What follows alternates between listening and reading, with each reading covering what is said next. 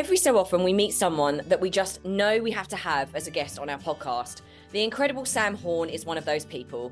We met Sam over in America, and her insightfulness at drilling straight to the nub of what you're trying to say and giving you a much clearer, more powerful, succinct message to go out into the world with is simply amazing.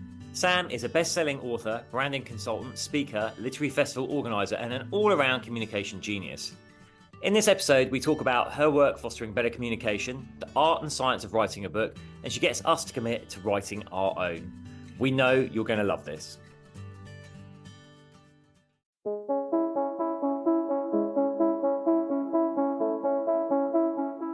Hi, I'm James Davis. And I'm Claire Davis. We're the Midlife Mentors, here to lift the lid on how to achieve health and happiness. The balanced, no-nonsense way.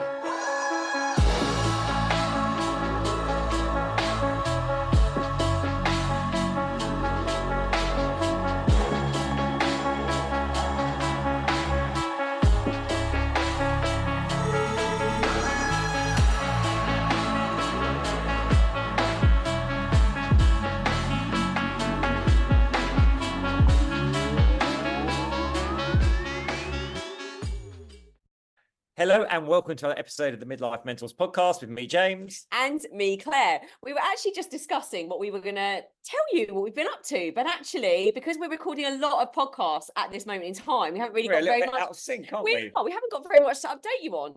You know, it sounds a little bit boring, really. But yeah. We're DJing on Saturday. We are DJing on Saturday. That's very exciting. On your birthday. On my birthday. This is what James decided to do on his birthday, so who am I to argue? But we do have lots of fun DJing together. I can't wait. Yeah, it's a daytime thing though. Let's just be very clear. Yes. We'll be tucked up in bed nice and early. No, we're tucked up in bed by 9 o'clock still.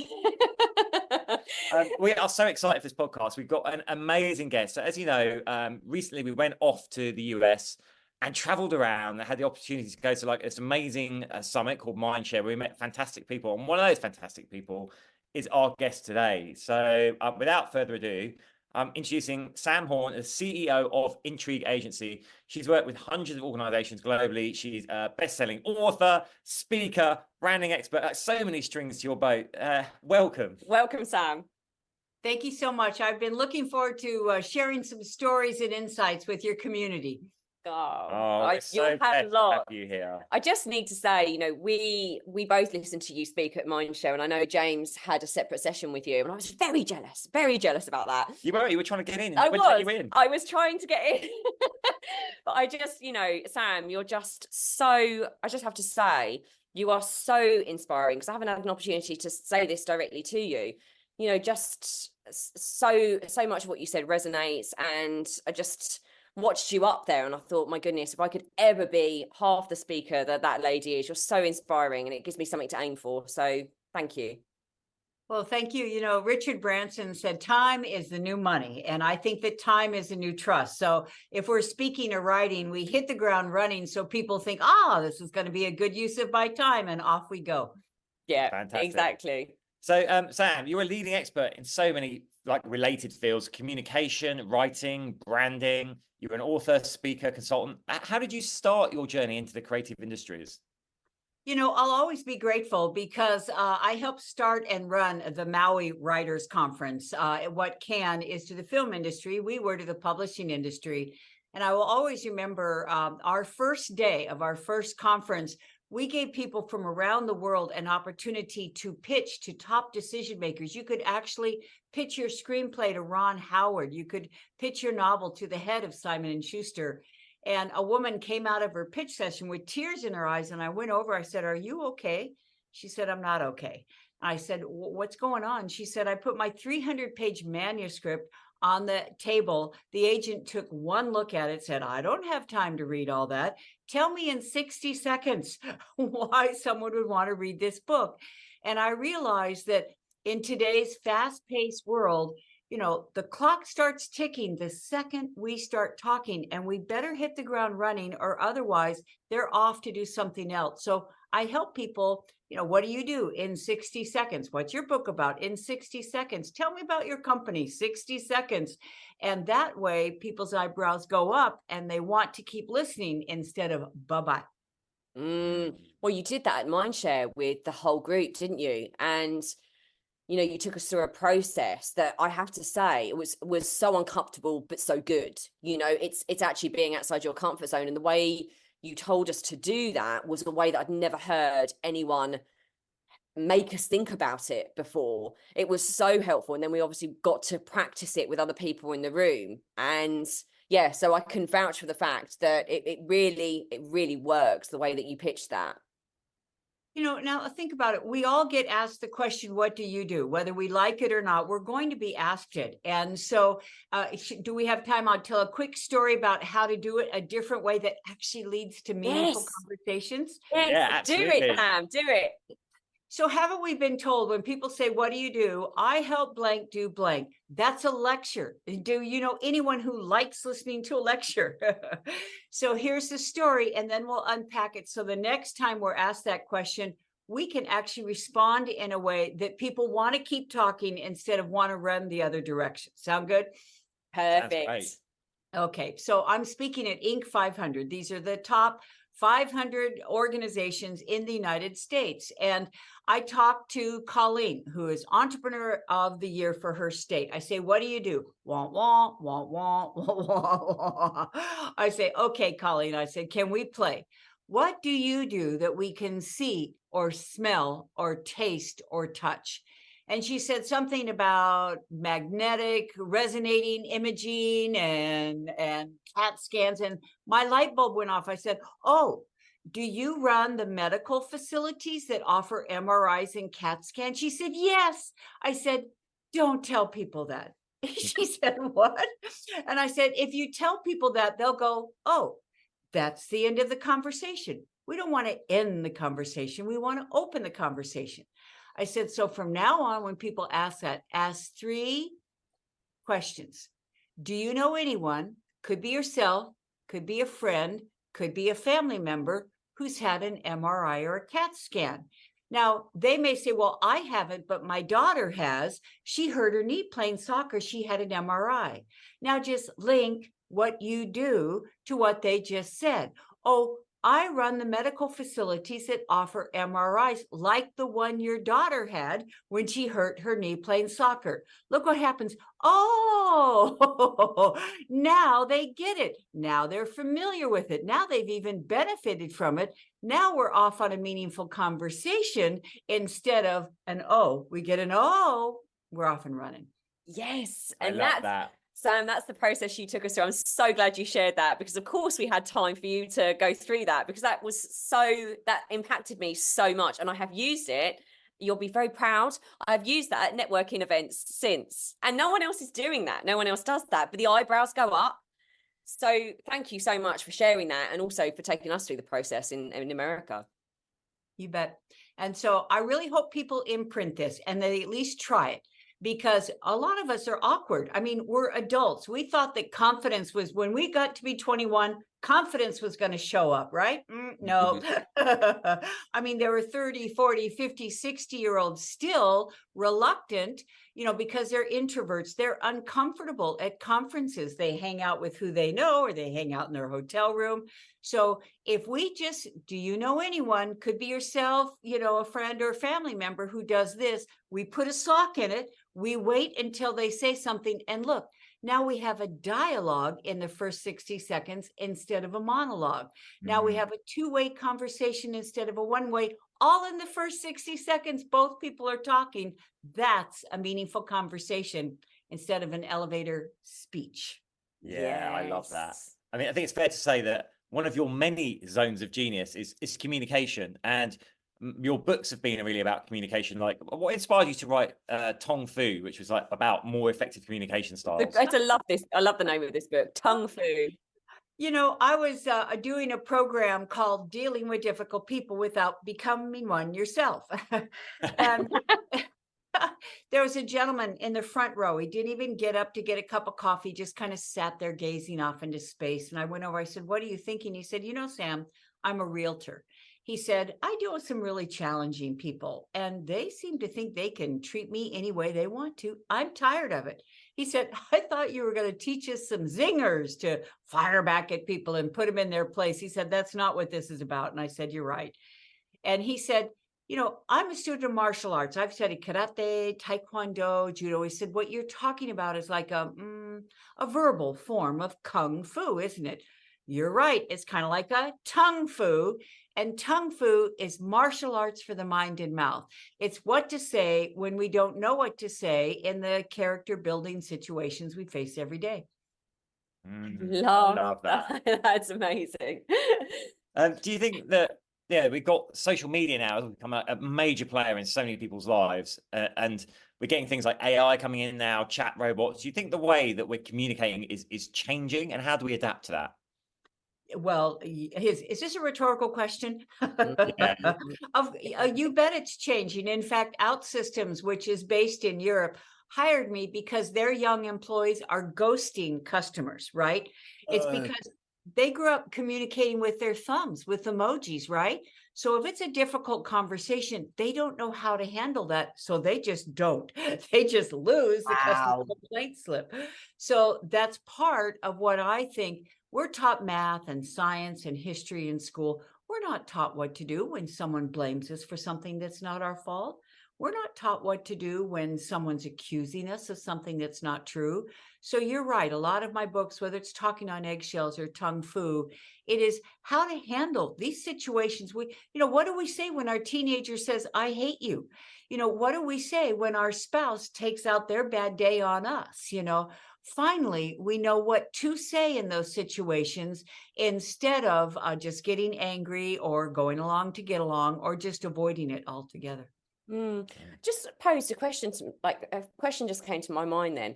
Why do you think people, because this is my experience, people shy away from kind of learning how to communicate effectively? Do you think, Sam, that people just think it's too hard or it's not relevant for them? Why don't people spend the time understanding how to communicate effectively? I'm really glad you brought that up, Claire, because I actually think that most communication courses are theory. Don't let people get under your skin. Don't take it personally. Those are platitudes, right? Yeah. Even if we agree with it, how the heck do we do it? Yeah. So I'll give you a quick example of this is what I know from experience. People go, thank you. I've never known what to say in that situation. And now I do. So we can learn how to communicate if people give us actual words. Here's an example. I'm speaking at a leadership conference. A woman puts her hand up in Q&A and she says, Sam, why do you think women are so catty to each other? Well, now here's the thing. If someone makes an accusation or says something that's untrue, what do we often do? We deny it, right? We say, well, I don't think that women are catty to each other. And now look what happens. If someone says, you never listen to me, and we say, I do too listen to you. Now we're arguing with the people who think we don't listen.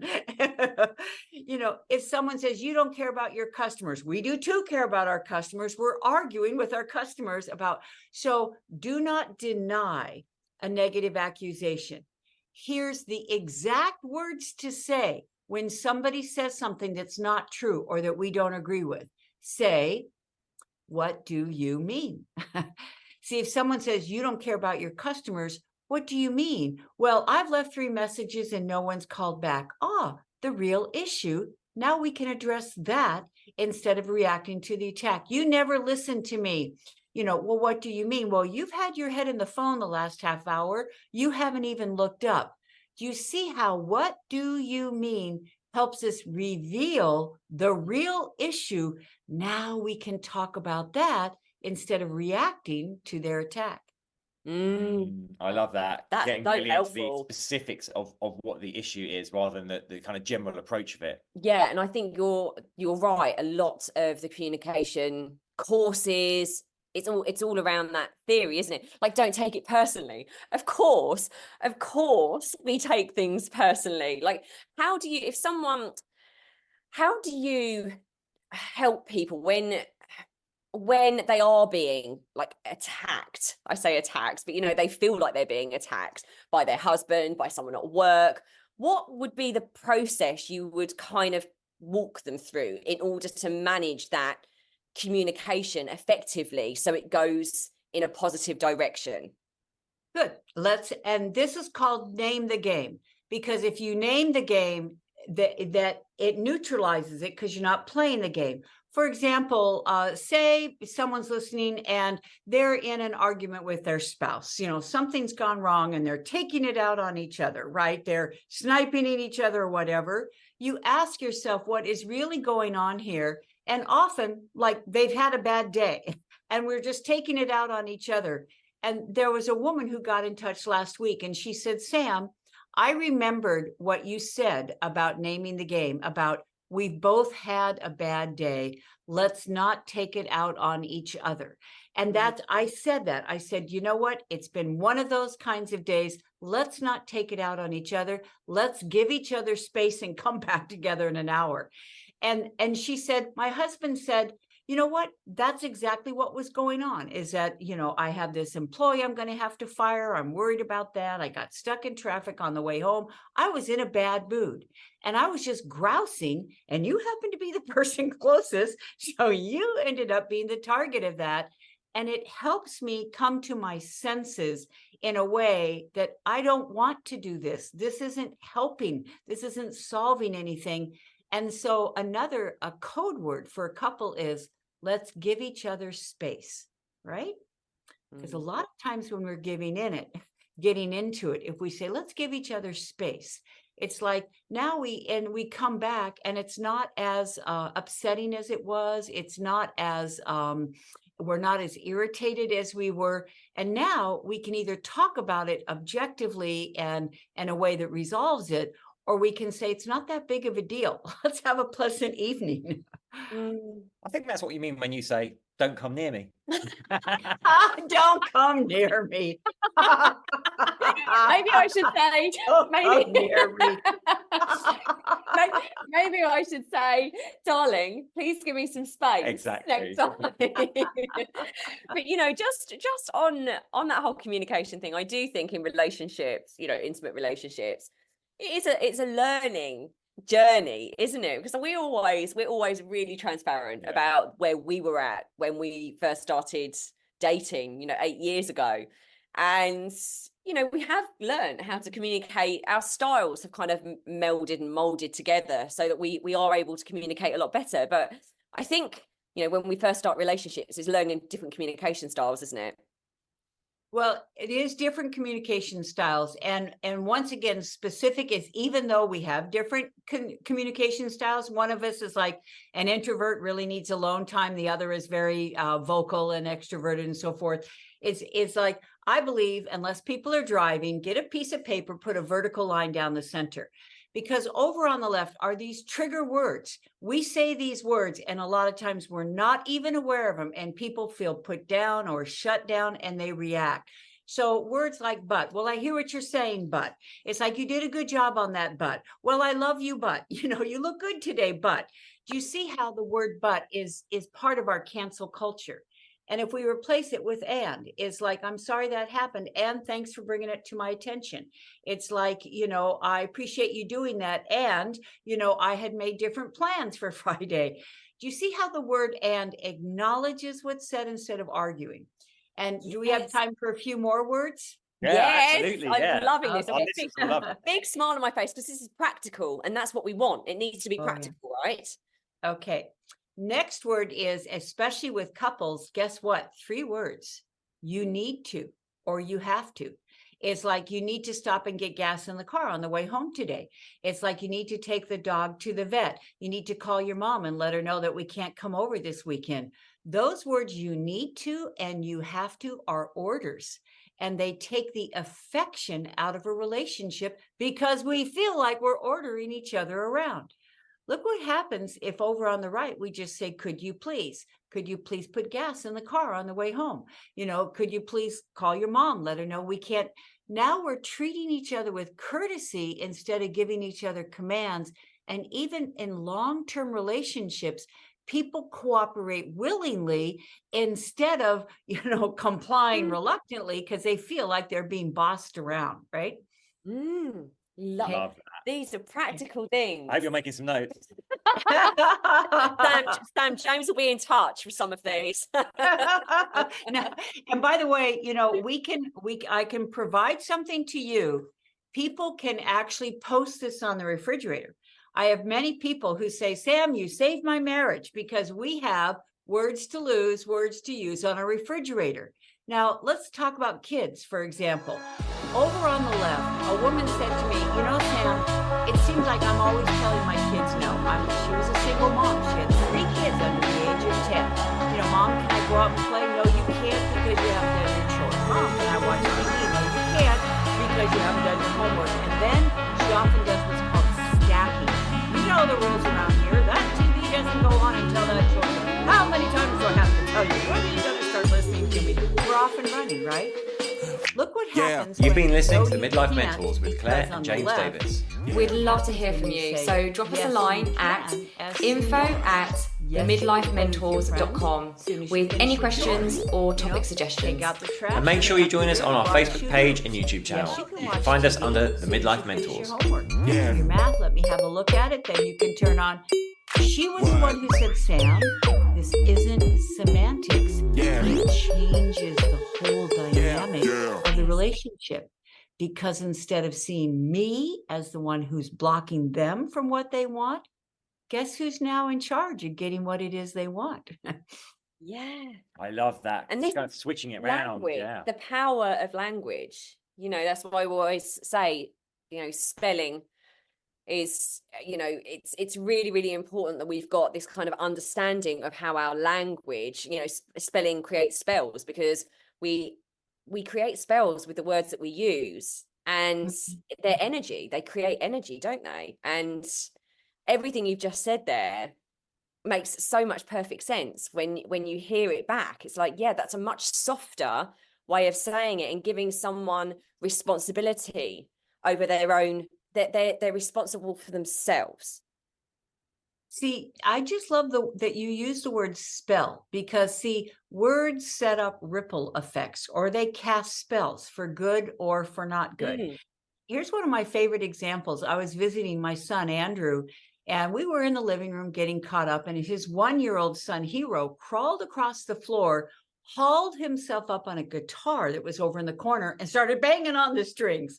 Now, over on the left, these words and reactions that hurt instead of help, Andrew could have yanked the guitar away. He could have gotten angry and said, stop banging on the strings. He could have shouted, no, all of which would have made things worse.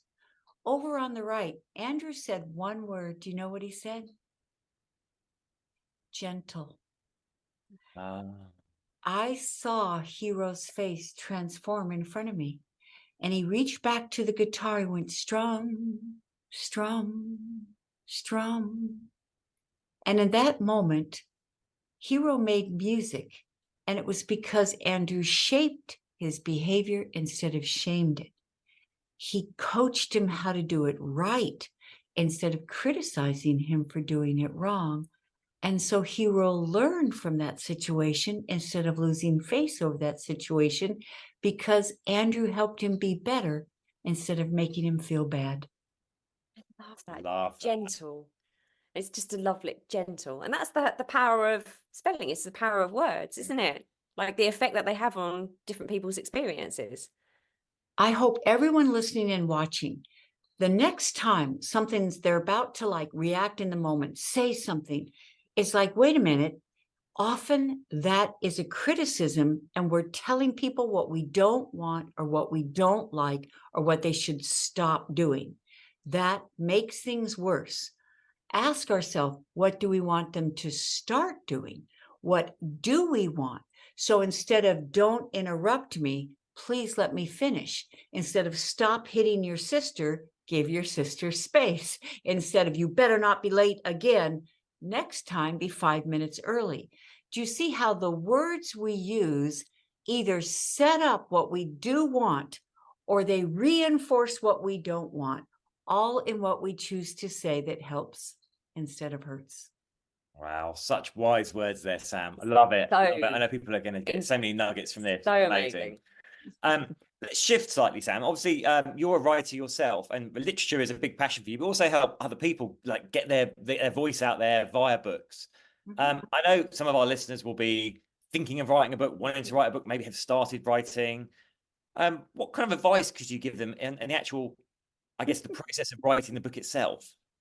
Oh, I'm so glad you brought this up. I just got back from the Kauai Writers Conference, which is now one of the best writers' conference in the world. So I'll tell you a story, and I hope that anyone who's ever even thought about writing a book, or someone who actively wants to, or they're actually in the process, if they do this, it's going to expedite the whole process. Okay, ready? Yes. Yeah. So I was interviewing someone. This is Sherry Salata. Sherry was actually executive producer for the Oprah show for years, and she ran Harpo and Own. So in the middle of the interview, Sherry said something. She said almost casually, "Well, if I ever write a book, I know what I'm going to call it." I said, "What?" She said, "I did everything all wrong, and it turned out all right." Boom. That's a mic drop moment, but that wasn't what the interview was about. So we continued. At break, though, I went up to her and said, "Sherry, tell me you're writing that book." And now she said what many people say. She said, "Sam, I don't know where to start. I mean, do I start with delivering a baby in a 7-Eleven parking lot? Do I start with Oprah's birthday party with Chris Rock and Beyonce and Michael Jordan?" And so do we have time for like a 3-minute exercise right now? Yes. And I hope Yeah. people, okay, because we're going to storyboard your book. So everyone get a fresh piece of paper right now. In the upper left-hand corner, put the word, or put 200, just put 200. We're going to Let's do it. Let's do it. presuppose this book is 200 pages, not 350, not Harry Potter 650, not a door stopper, not a Who Moved My Cheese 100, 200 pages. Now underneath it, put 10. All right. Let's presuppose no chapter is longer than 10 pages, because did you ever read the book Da Vinci Code by Dan Brown? By any Yes. Okay, now Dan Brown admitted himself it wasn't a particularly well-written book. He said, but he understood something that's called the psychology of completion. And the psychology of completion, if you're reading a 30-page chapter, gosh, it seems to go on forever. You put it down, who knows if you come back, because it feels like you're not making any progress. It's hard work. So he was the first mainstream author to have like 3-page chapters, and every chapter was a page turner. He said page turners aren't accidental, they're intentional. At the end of every chapter, he'd say something like, he opened the door and there was the last person he expected to see. How are you not going to turn the page, right? So promise yourself right now, no chapter is longer than 10 pages. Set up psychology of completion, right? All right, now do the math. We got a 200-page book, 10 chapters. How many chapters do we have? 20. You got it. Boom. Right on your notes. Draw 4 rows of 5 boxes. So top row, 5 boxes across. Second row, 5 boxes across. Third row, 5. Okay. Now, Oh, I like this. This is very clever. okay. Now, okay, Claire James, you want to actually storyboard your book right now? We'll take Let's do it. All right. Now, in the first box, that's your intro. You're going to start with where. Don't start with why. Good for Simon Sinek, made a difference for a lot of people. I think if we start with why we wrote a book, it's often generic. Well, I think it's important. Well, I want to make, everyone wants to do that. That's not singular, that's generic. The genius is in where. Put us where you became a person on a mission on this book. Put us where you decided enough, this shouldn't be happening. I'm going to write a book that tells people how to do it differently. Where you decided, that I haven't ever seen a book on this topic, and I know people could. So put us where. That's your first chapter. Now I'm going to ask you, put me in turning point stories, where you had an epiphany, where you decided to do something different, where you switched careers, where you decided to leave a relationship, where you decided to quit a job, where you decided to launch your show. Now, so I'm going to ask you right now, so do you already kind of have an idea of what you want to write about? Yes. Yeah. Oh, good. Tell me, what's your working title for your book? Midlife Reset. how to. Well, we're Yeah, still working we're on still that working bit. on that bit. But the All right. midlife reset. Okay. Okay. Over, you know me in juxtaposing, right? Okay. Vertical line down the center. Put revert over on the right, or regress. Put revert and regress, and put reset over on the right, right? So see, on the left, here are my questions for you. Then we're going to do the chapters. What are the beliefs and the behaviors that cause us to revert to our old habits or patterns, right? Mm, What are love the attitudes and the actions that cause us to regress to what we used to do, to what our automatic pilot is? Now, over on the right, what are the beliefs and the behaviors that cause us to reset, right? So I'm just going to ask you right now. So what is one of the beliefs or one of the behaviors that causes us to revert, to regress? What? I'm too old to change. Okay, write it down. This is a new chapter now. I'm too old to change. Now, by the way, I already see, do you see how all of your chapters are going to have what I call dialogue titles? What do Right. people, what do you hear on your podcast? Well, I'm too old to change. Yeah, I tried that once, but it didn't work. It's like, I'm so busy, it's like all I can do is just put one foot in front of another, so do you see how those are actually chapter titles? You would put us in the scene of someone who says that, who believes that, and then you would tell a success story of someone who has reversed that, someone who has reset that, correct? All right. Yes. I'm too old to change is one. Next one. What's the next one? Next one. I was still making notes there.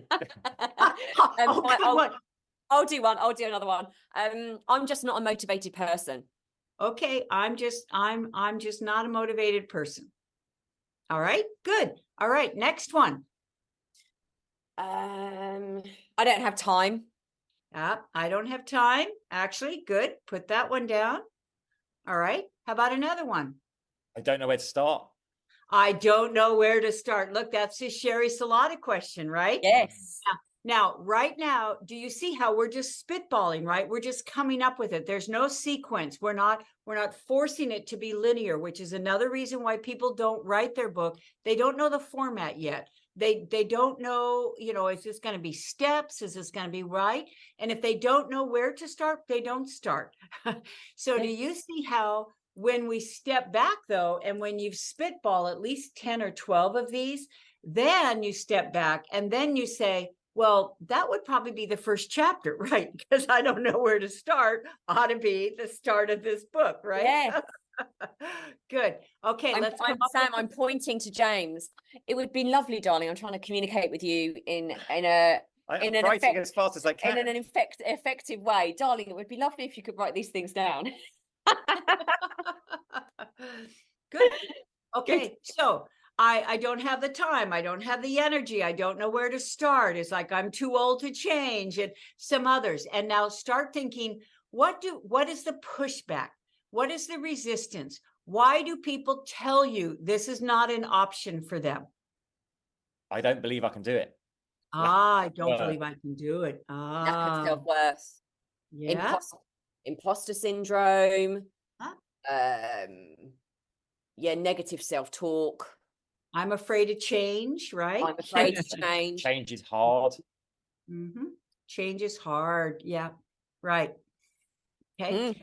All right. Now, here, as a writer now, and please write this down, my life is my lab. My life is my lab. From now on, the two of you are going to start keeping track of these phrases, these pushback phrases, these cynic, these skeptic, these naysayer phrases, right? Because I believe they are the answer to the test. If in a book, you look at the table of contents and we're talking about midlife conversations and reset, etc. If we don't voice this, people won't do this, right? Because internally they got their arms crossed, right? Well, yeah, it'll work for so-and-so. It won't work for me. I don't have time. I'm too busy. I hate change. It's like, I don't know where to start. So do you see how when you have your table of contents and you're marketing like this, people are internally in a face-saving way going, oh my goodness, that's exactly how I feel. Now the bridge is what if, right? What if change didn't have to be hard? What if you did know where to start? What if this was actually energizing instead of depleting? What if, even though you think you don't have time, there's a way to find time in a way that's a win for you, right? So do you see how now you start over on the left with all the resistance, all the pushback, and the bridge is what if? Now the two of you, and I know you have this, you start looking for your success stories. You start looking for someone who gets in touch with you after a podcast and says, I'm so glad you said that, because that's how I always used to feel. That's what I always used to say to myself. And then when you interviewed that person who said, I'm not an athlete, and now they're doing triathlons, when you interviewed that person who went through a divorce and thought she would never find someone again, when you interviewed that person who didn't have a college degree, and so she thought, that she wasn't smart enough to get a good paying job, right? You just start looking for success stories, true stories, because that's when we start believing this isn't hype. This isn't made up. This isn't like, no, these people have faced the same obstacles you have. They used to think and believe the same thing you did. And this is one thing they did different, one thing they shifted, one thing they reset. And look at where they are now. Look at how happy they are. Look at how in love they are. Look at how they feel good about themselves. Look at how they changed their body, etc. So let me stop talking. What is your mind doing right now? I'm getting very excited. Really excited, because actually here's the thing, we have written like a skeleton outline of a book before, and it's not felt right. We didn't know where to start, so we started somewhere. We've done it, and so this is a very, very different way to approach it that actually feels really authentic, actually, and not preachy, because I think that's a little bit where I've been concerned, is that the book is giving do this, do this, do this, do this, rather than let's meet you where you're at with the resistance you have and really understand you and really make you feel like you're not alone in that and show you the light of other people's journeys. So I love this. I absolutely love this. Okay. And now I know you're recording this. See, if we're working together as a client, it's almost become like Tourette syndrome. When someone says gold, I say, are you recording this, right? Because do you see how that would go? That would go in the intro of your book. You would say, we've been talking about this. We've been speaking about this. We have programs about this. And we knew we wanted to write a book. And for some reason, we would look at it and it just felt too preachy. It felt like a listicle of to-dos. It felt a little lecture-y. Do this, do this, do this. And sometimes that often feels like it comes from arrogance. And people say that's impossible. It's like, I don't have it perfect. Who am I to write this book? It's like I'm putting myself up on a pedestal and we got it all figured out. We're going to tell you what to do. The sage on the stage, kind of arrogance, ego. And I already know you two are not there. So juxtapose this, put a vertical line down the center. Over on the left, put ego, arrogance. Over on the right, put offering, service. Oh, Sam, I love this one. This is not great. coming from ego. This is an offering. You're not saying we're perfect, we got it figured out. We're saying, here's some things we've learned along the way. Here's some stories that we've heard. Do you hear and feel how that is coming from service, not arrogance? Absolutely. And I think sometimes it's so driven by absolutely ego, but underneath that it's like an imposter syndrome, isn't it, that we all experience, which is I have to tell people exactly why we're qualified to talk to you about this, and we're going to get as much of our scientific research out there. I mean, obviously at Mindshare, that everyone's doctors, everyone's in there, so that's how we all position ourselves, like smart. We want to showcase what we know, our qualifications. And that's what you end up getting tied up in, isn't it? Rather than yeah, offering and being of service. It's so true. I get to, and once again, for anyone who's listening, even if you thought, well, I never thought about writing a book, maybe you want to write a memoir, even if it's just for your family, so they know what you've been through, or they know about this, is that once again, maybe you're not the world's expert in something. Maybe you've been through some hard times though. And maybe by offering some of how you were able to persevere in the face of all that, maybe that would be a light in the dark out to someone who's going through that right now. So I get to tell one of my favorite stories. Is the first year of the Maui Writers Conference, I was the MC as well as the executive director. So I would go out on the beach in the morning to get my intros straight for the day. Here's a woman crying. And I went over, I said, "Are you okay?" You know what she said? "I don't belong here." I said, "You don't belong here?" She said, "Who am I to write a book?" She said, "It's like, I'm not perfect. I don't have an MBA, an MFA, it's just like, I'm not sure I can do this." And I asked her what I'm going to ask everyone listening and watching. I said, "What is an example of what you want to write about?" And she wanted to write about, she and her husband had adopted a child, and it was very challenging. And she said, "I went to the library. I went to the bookstore to try and find a book to help. And there are all these Pollyanna books about what a blessing it is to be an adoptive parent. They made me feel worse." She said, "I want to write the book I need, I can't find." And I said, "Well, what's an example of what you want to write about?" And she said, "I want to write about the time that Ari was 3 years old and I fixed spaghetti for dinner. And he reaches across the table and he grabs a handful of spaghetti and he throws it in my face. And my first thought was, my son would never have done that." And the shame that I felt that that thought had even occurred to me. And I said, "What else?" She said, "I want to write about, though, even Ari is challenging when it's time to send pictures of Ari to his birth mother. I edit out the cute ones because I live in daily fear she's going to change her mind and want him back." And I said, "Janet, the question to ask is not, am I perfect? Do I have an MBA? Do I have you know what the question to ask is? Would someone reading my book benefit? Because if someone reading your book will benefit, not only do you have the right to write, you have a responsibility to write. Now, if people go online and they look up Secret Thoughts of an Adoptive Mother by Jana Wolf, that book has been out in the world making a difference for people around the world for 20 years. And I ran into Jana a couple years ago and I was speaking in Hawaii. And she said, "Sam, not a week goes by that I don't get an email from somebody that says, 'Thank you for writing that book. I thought I was the only one.'" Well, Sam, that makes That's really powerful. It really, it's very emotional, isn't it? To think that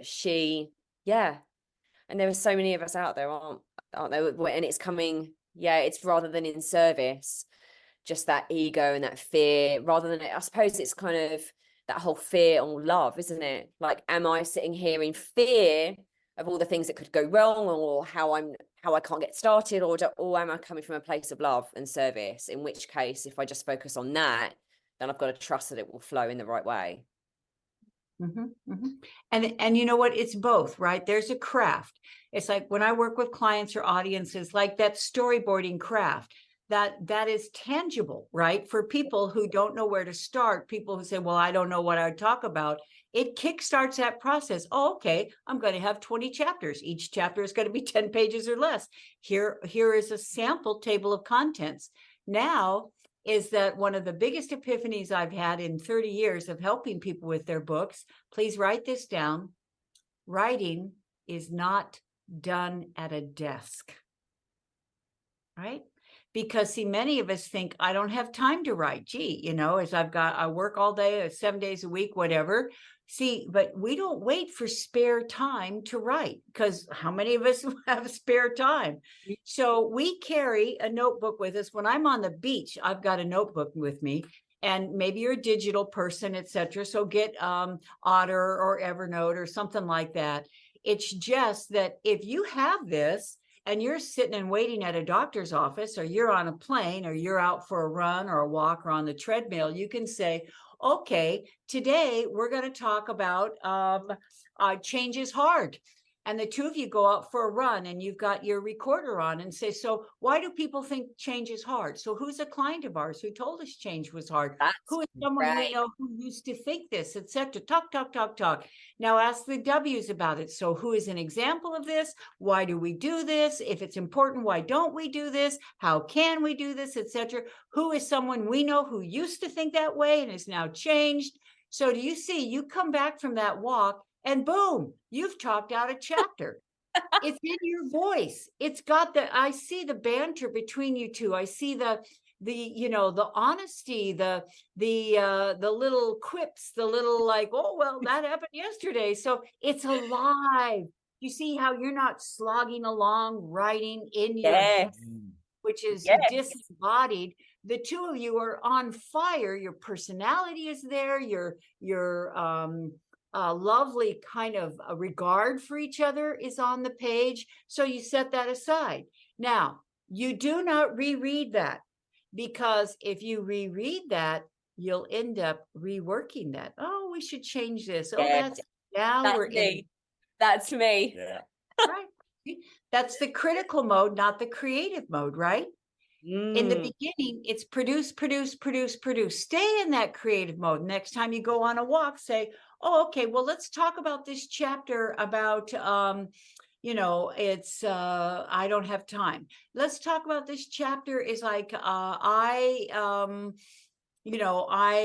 afraid, what if it doesn't work or something? And now, guess what?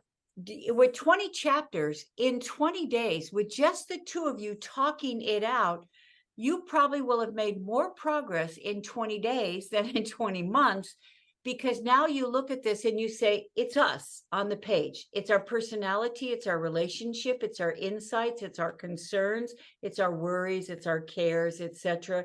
And it's all in this offering kind of stage, not I'm the expert, I know and you don't, and I'm going to preach or teach.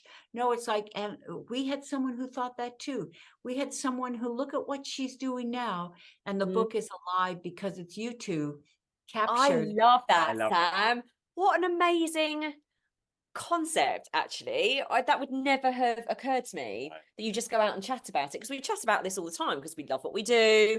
We do all this conversation all the time. So actually it becoming chapters, that's an amazing idea. Thank you. Thank you. Talk about this for hours. I guess writing the book is one thing, but then getting it out there and cutting through the noise is another. And obviously there are routes now. You can either go, I guess what we call the old traditional route of querying and going with a publisher, or self-publishing. How do people navigate that kind of space and get their voice heard once they've actually produced the book? Well, I have a whole process on that. It's the control grid. C is outside distribution, etc. These days, it used to be that if you self-published, it was considered vanity press. It's like, oh, you couldn't get a deal, so you had to resort to self-publishing. Well, Terry Jones, who's the founder of Travelocity, is a client, and he elected to self-publish because he likes control and autonomy. He wanted his own timeline. He wanted his cover. He wanted to be able to customize the book for speaking clients, etc. So as you know, there's kind of three options. There's self-publishing, there's hybrid, which is where you work with someone and you pay them. It's a pay to play. And then there's getting an agent and an editor. But here's the thing. If time is an issue, then even if we put together a proposal right now, even if we were able to get an agent and they're going to want to know your platform, how many followers do you have, how famous are you, etc. Even if we were able to get an agent, then they would want a proposal to go and pitch it. Even if you did get a deal, it'd be a minimum of 12 months after that. So we're talking a minimum of 18 months. A lot of people, they don't want to wait 18 months. A lot of people, they don't have the platform to convince someone to pay them. So I believe these days that self-publishing and hybrid are viable options because you control the process and the timeline and the quality. Now, here's the good news, is that it used to be if you self-published, traditional publishers would not talk to you. Go away. We don't, you know what they care about? The bottom line. And the bottom line is 10,000 books. And if you self-publish or work with a hybrid and your book sells a minimum of 10,000 copies, you now can go to publishers and say, hey, we've got this book. It's getting great press. Look at the, look at the people we have in our online programs, or look at the reviews, or look at the sales. And they will consider it because what they care about is a viable book that's going to help them make money. So you do not abdicate the opportunity to get a traditional publisher if you go with hybrid or with self-publishing. Right. Interesting. That's really, because Really you are right. I mean, like back in the day, if you self-published, it was kind of like, oh, that's a bit embarrassing. You've done it because you can't get this. But yeah, I know that shifted. And I think that's a really good thing, because if you do want control, like you said, you can tailor it to different audiences if you need to. Good. And sometimes, and if, see, in this matrix of, T is for time. Maybe someone's got a TEDx talk coming out. Well, if they're speaking in May, they could have a quality book out in May to come out in conjunction with their TEDx talks. So they're leveraging that instead of saying, yeah, I have a book coming out in a year, which means they drop the ball of that opportunity. So once again, I'm not advocating to do it. What I'm saying is look at the three options, figure out what your goals are, what you want, because certainly there are advantages. All of my books are with traditional publishers. Why I choose to do that is because I've got great publishers and they help market the book, etc. And they do get a lot of foreign sales. My book, Tung Fu, which is with St. Martin's Press, is selling 25 years after it was first published. It was number 3 in South Korea a few years ago. It's in 17 languages. Now, see, I couldn't have done that on my own. So that's why I traditionally publish. However, I know that when I get a deal, like, for some day is not a day in the week, I was on my year by the water. So see, I kept on my year by the water speaking and coaching, and I knew it was going to be another year before my book came out. However, my income wasn't reliant on that book coming out because I was, I had sources of income, and my career was not held in limbo because it was going to be another year before I had a big idea out in the world. Love that. Love that. Sam, I mean, we've covered so much then. We could talk for hours and hours. I don't want to let you go, Sam, but I know we have to. We have to. Sadly. Listen, if people wanted to find out more about you, reach out to you, where can they do that? Where's the best place to find you? There's 2 places. It's real easy. They're welcome to go to my website, which is easy, Sam, S-A-M, Horn, HORN.com. And I've got 3 TEDx's there on there, about my different books and my speaking schedule, etc., in case I'm going to be in your area. And I also hope that people follow me on LinkedIn. And the reason is because I'm a writer. And my life is my lab. And if I go out on this stream trail today and I get an idea, I'm going to write about it. So whether it's about relationships, or whether it's about branding, or whether it's about coming up with a perfect title for your product or your program, I write about that a lot on LinkedIn. And it's a joy to connect with people there. Oh, fantastic. Sam, thank you so much. It's been fantastic speaking to you. I mean, selfishly, can't wait to get started on our book. Selfishly, sorry, listeners, but that's been all pretty. That's been amazing for us with our book. But I know that so many people will get so much from this podcast, and we really honor your time. Thank you so much we know how busy you are, Sam. So we're very, very blessed that you've taken the time to come on our podcast and be with us. So thank you very, very much. Can we wrap up with a quote and a promise? Absolutely. One of the quotes in the Someday Is Not a Day in the Week book is from Rene Ricard, and he said, "Tomorrow is another day, but so was yesterday." And if it's not on the calendar, it's not getting done. So I'm looking at the 2 of you. what is a date on the calendar where you're going to have a launch party for your book and you're going to be getting it out in the world? Where's your phone? Oh. Wow. Let's get it in the first quarter of 2024, I reckon. I was going to say, so all listeners, you are this January, February, March, sometime. I was going to say April. Okay. Spring. I was going to say one of us is slightly more conservative than the other. I'm always slightly more conservative. Okay, now April, do you guys a birthday in April, an anniversary, a special day in April? And here's why. We do in May. Okay. Here's the thing. I believe in combining and blending personal and professional. So do you see if there's an anniversary, if there's a birthday, and you have your book launch day the same day as that, and you see a launch party where you got your friends and your family, it's very celebratory, do you see how it just elevates this project and make it more personally rewarding in a way you always remember it? It is, you're not just marketing it out in the world and stuff. No. This is a day in your life. You will always look back on this day where you kept your promise to each other and you got your legacy work out in the world where it's going to be making a difference for people for years to come. So what's the day? Does it have to be a weekday or a weekend? See, Claire gets very detail orientated. This is me, a Virgo. James is a Sagittarius, so you're asking the wrong person. I'm going to say May the 18th. Okay, circle it, star it. Okay, everyone watching and listening now in a friendly way, say, how's that? Okay, where's your book launch going to be on May 18th? Because I want to be there. If it's virtual, I want to. Okay. Sam. We've actually said that out loud now. It's out there in the world. We are going to get lots of messages. We'll think about a venue. Maybe Austin. Yes, maybe we'll come over.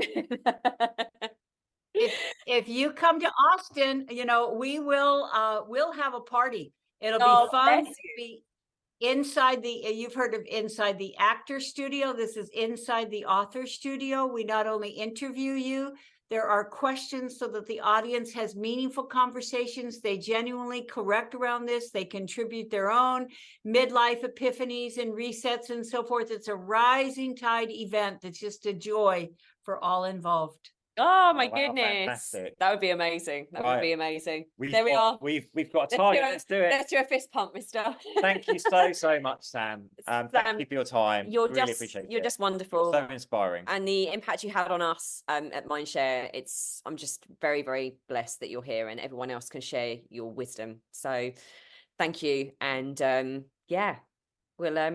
speak to you soon. Take care. Right on. Thank you.